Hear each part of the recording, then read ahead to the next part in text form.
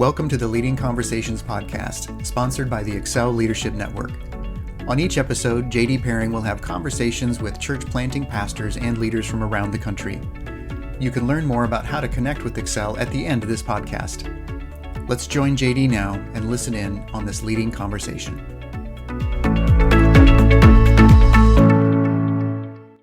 Welcome to another Leading Conversations with Excel Leadership Network. Today, we are thrilled to have the awesome Andrew Alesso with us from beautiful downtown Los Angeles. Andrew, thanks for being here. It's great to be here, JD. Excited to chat. Yeah, so tell us exactly where you are and where you're ministering. Yeah, so my wife and I planted a church, Thrive LA Church, that meets in the Echo Park neighborhood of Los Angeles. So kind of tucked in between Hollywood and downtown LA near Dodger Stadium. We're in the heart of the city. And we planted right on the edge of kind of where like the gentrifying part of the community, right, where some of the poorest and richest part of the city collide. And so we're right in the middle of kind of the excitement and the busyness and the diversity of the city. Well, great. There is an actual Echo Park, right? Mm-hmm. Yeah, there's a lake it used to be back in the day, like you don't go to Echo Park because there's gangs and there's violence and there's bodies in the lake. But now you go there and there's swan boats and nice twinkly lights and grab yourself a latte while everybody's hanging out.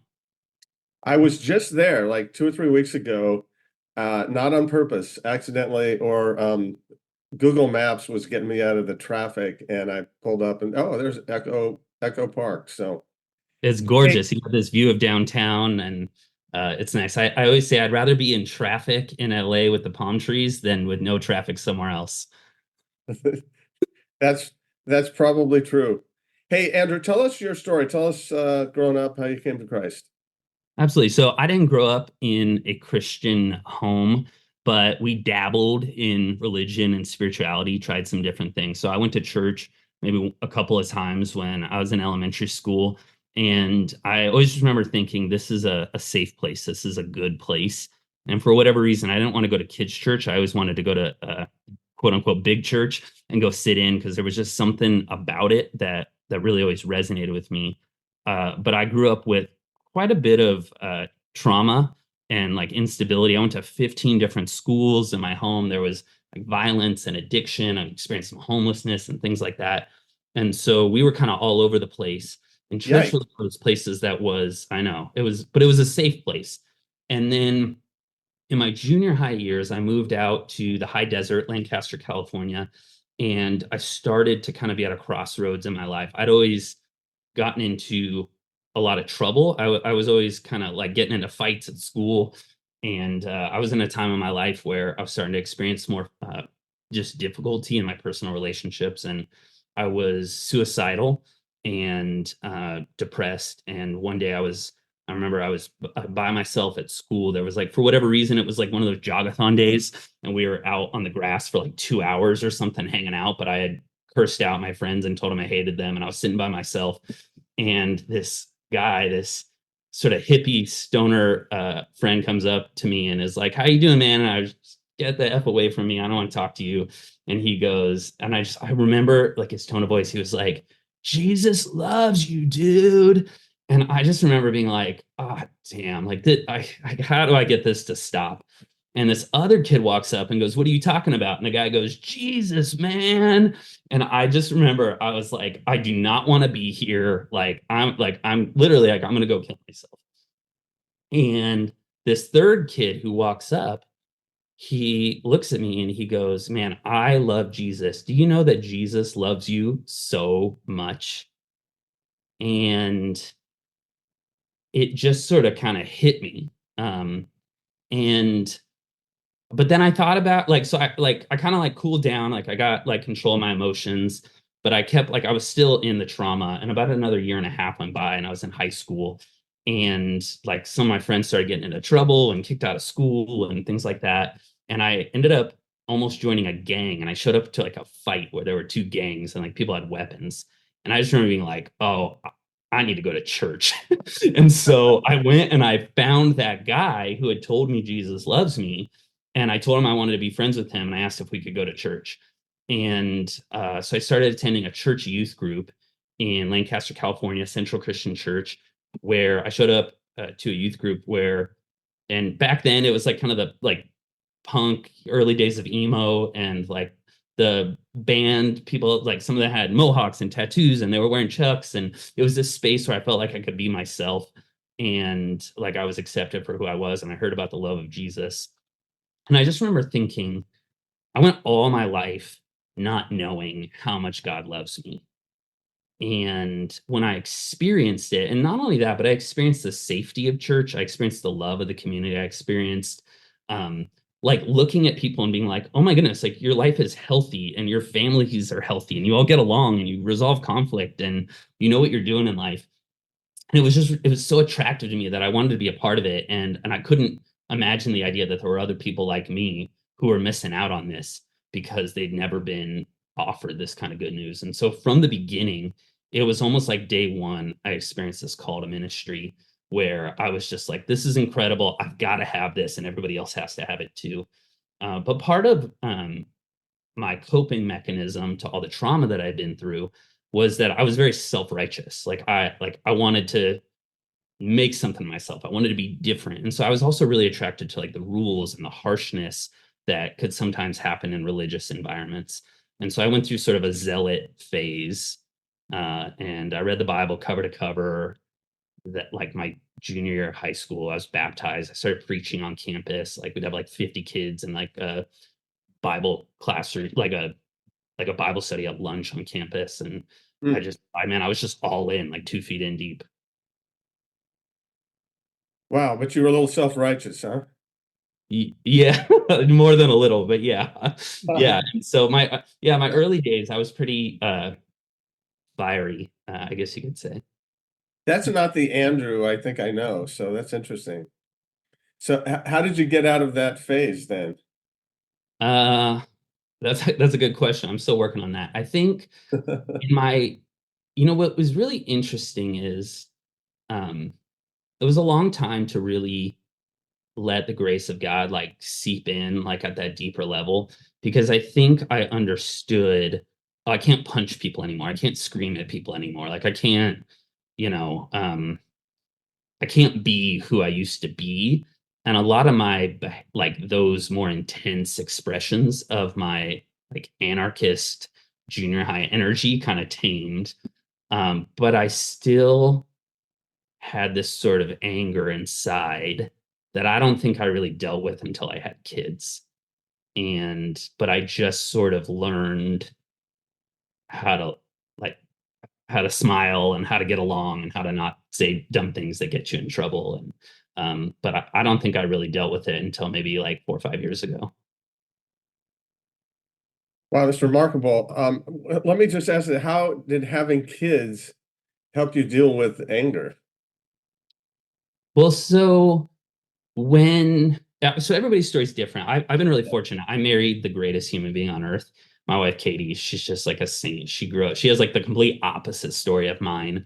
And she's just, I don't know how to say it, she's just nicer than me. Like she's just a better person. She's just kind and thinks about others and gentle and all these great qualities that I wish I had. And we were just best friends. And there was just this sense of calling and partnership in our life. And I'm not even, this sounds crazy to say this, but we didn't even like, I don't know if we even had a fight before we had kids. We were together um, from 2010 to our first child was born at the end of 2016. I'm not like, I could count the number of fights we had, like mad at each other, like on one hand. And then I had a little human who acted like me, like, and who like just somehow like just came out of the womb with some of the struggles that I had always had. And my wife and I had to figure out how to do that. And I think it was at that point that I had to process the challenges of my childhood that I hadn't really faced before. And I think it was in that time that I realized that part of the reason I planted the church is I was trying to be a dad to every hurting millennial in Los Angeles. And it just like, the weight of that was too much. And so I think that's when I really started to unpack the ways that I was coping. Well, thanks for being vulnerable about that. Let's get back to the church plant. How did that happen? How do you So get from Lancaster to downtown LA. Yeah, so I so my church in Lancaster was amazing. They loved me. I felt so welcome. They empowered me.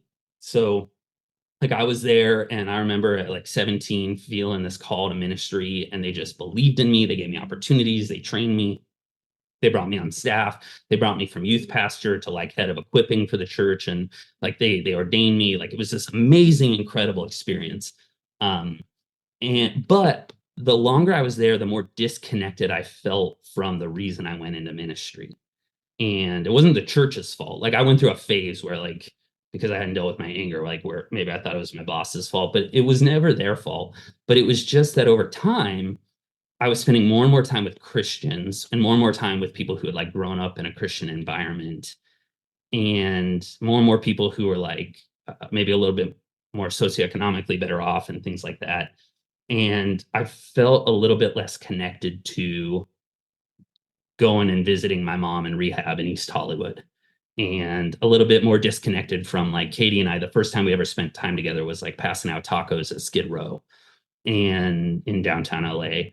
And I just kind of remember thinking, this is great. The church here is great. We're doing good work. We're reaching people. But somebody else could step into my role and do it.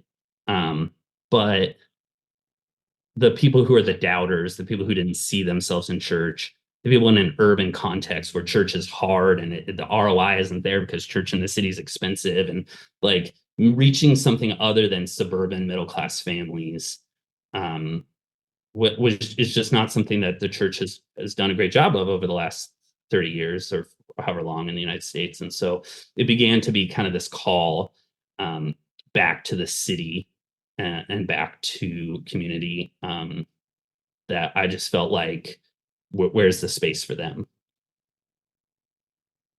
And let me just ask, so how has it been? You've been there a number of years, right in the heart of non-suburbia. How has that been? It's been great. I mean, I think so. There's probably like 3 or 4 different ways to answer that question. So the first is like on a personal level. We love living in the city. We love raising our kids in the city. Sometimes people like think that we moved to, I don't know, they think we moved to like the underbelly of hell with all of like the secular people who hate us and hate God or what. Like actually, we live in paradise. Like it's just beautiful and the people are great, and we love the experience of living here. The challenges come with the pace of the city and the fact that so many people in the city are grinding to make it. And so it creates an environment where there's a lot of isolation and there's a lot of turnover. And so we do the same things here in the city, but we have so many more people. Like the difference is when we were doing ministry in the suburbs, it'd be a holiday and we'd have like families where all their kids would come back into town to visit them for the holidays. And so we'd be twice as big for the holidays when I was in the suburbs. But in the city, we're reaching all these young people who don't have any family in the city. And at the holidays, they leave LA to go visit their family who lives somewhere else. So they're in Mexico City, they're in Tennessee, they're in Seattle, they're in wherever to go back and visit family. And that was a shift for us in terms of the playbook that we knew that we were comfortable with didn't apply because it was people at a different stage of life. And so we've just experienced so many more people where like, we like to say that first time visitor at Thrive is like somebody who just had a dog with somebody. They're like, they're living with like a roommate or a partner, and they're like at like kind of this much like committed where they're like, hey, let's like have an animal together. And then they come to our church, we start mentoring them. They like either get married or break up or change jobs or whatever, and then they end up moving out of the city. And so we feel like we're kind of tilling the soil. It's much more of like a missionary type of ministry that we have, as opposed to in the suburbs where it was much more stable. So like I remember a couple of years ago, I was at a party that it was like one of the first big parties as things were opening up post COVID. And we were at a party with a ton of people with our church. And I was standing in a circle with like 8 different people. And every one of the people in this circle told a story of a different country they had visited in the last month. And it was Europe and South America and Asia, and it was across the globe. And then I called my friend who I'd like a youth group friend from years ago who was still back in Lancaster, and says, "Man, it's so crazy. Things are opening back up after COVID, and everyone's just traveling the world." And he's like, "I don't know a single person who's left the state. Like in like that's just not what we do here. Like we all have 4 kids, and we're teachers, and we're just like we're doing this, and it's just such a different environment in terms of the pace and the rhythm of church and ministry and life." Are people in the city, are they open to God, Jesus, the gospel? Oh, absolutely, absolutely. The I think a couple thoughts there. A lot of them don't know a Christian, so Mm. I think there are times where they have a caricature in their mind of like what Christianity is or what it looks like. They only see like, here's what I see on Twitter or on cable news of like what I think a Christian is. And so it's like it's interpreted through the lens of politics sometimes. But my first 9 months planting the church, every day I was in coffee shops and I was at parks, I was on meetup apps and things like that. And all I was doing for 9 months was just meeting new people every day. I didn't meet my first nine Christian, but the first Christian for 9 months. So for 9 months, you met with people every day. Nobody was a believer. I didn't meet a single Christian in 9 months of all I was doing was meeting new people every day. And so you think about that experience, and I wouldn't describe it as like hate or love or whatever. It's like apathy. Like they don't know anything about Christianity. And it's right here in our backyard here in the United States. Wow. What's been the most effective um, uh, strategy, method, what you're doing to reach people in the city? Yeah, I can only speak for who we are and what we've tried to be, and what we desire church to look like. I think for me, uh, I want to recover this identity of church as family, that we're God's forever family. And we I mentioned the city can be a really lonely place because it's friendly, but it's flaky. And to get across town is hard. To be in a small group when you can't start small group until after 7:30 because of traffic and work, and people are working service industry jobs, so their schedules week to week is different. There's these factors that create a lot of isolation in the city. And so we've leaned into wanting to be um, just a church where people can experience an authenticity and depth of community. And so we do church in church in circles and church around tables and church built around conversation and dialogue.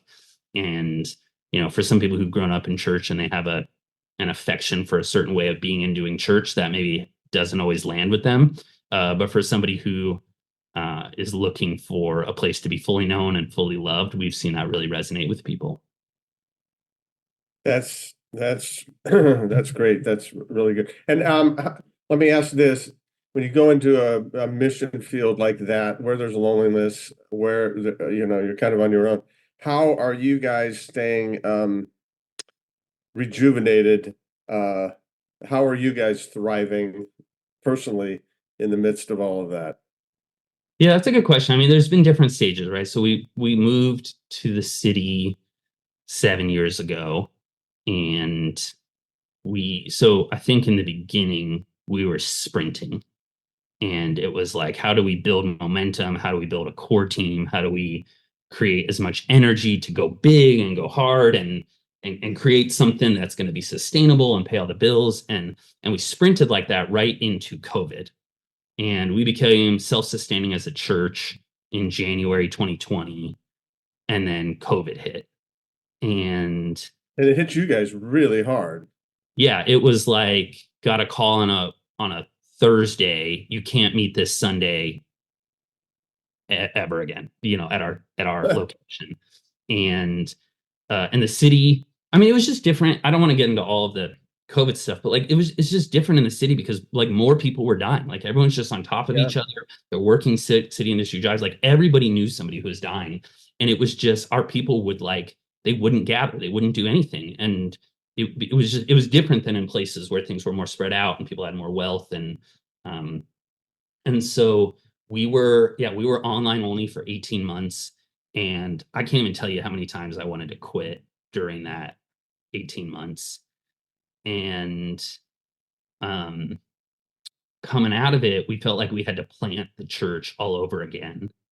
And I just remember thinking, I can't do that again. Like, I just don't have it. Like, I gave like all of my energy.